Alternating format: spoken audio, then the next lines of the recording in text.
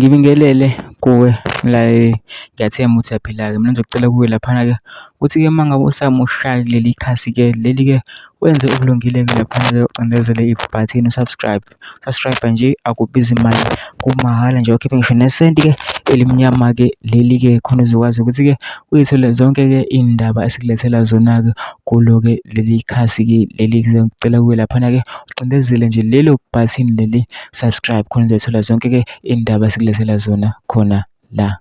Udaba kulethele lona namhlanje sekushaqe-ke abaningi laphana-ke ezingenayo-ke manje zithi-ke umasipala weTheku ophethwe i-ANC usususe ibhodi lamakhosi akwaZulu bafaka izimpawu zezwe lase-South Africa, national symbols of South Africa.